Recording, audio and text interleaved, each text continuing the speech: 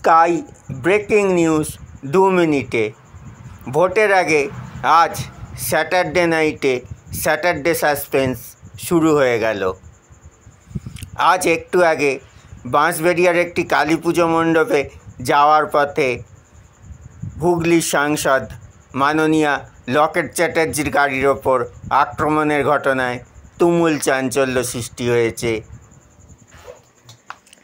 জানা গেছে একটি কালী পুজোয় যোগ দিতে যাওয়ার পথে তাকে কালো পতাকা দেখানো হয় এবং গো ব্যাক ধ্বনি দেওয়া হয় এবং তার গাড়ি আটকানো হয়।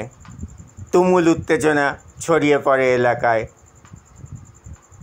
পুলিশে অভিযোগ জানানো হয়েছে, তদন্ত চলছে।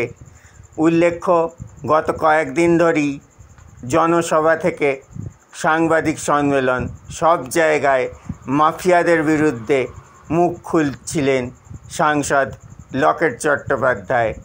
এই পরিণতি রাজনীতিতে অনেকটাই স্বাভাবিক বলে মনে করছে একটি মহল। তবে সাসপেন্স রয়েছে। শাসক দল বলেছে এটা তাদের অন্তর্কলহের ফলাফল।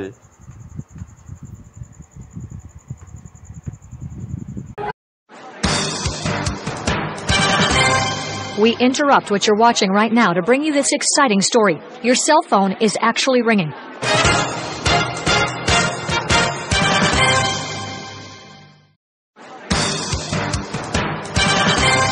We interrupt what you're watching right now to bring you this exciting story. Your cell phone is actually ringing.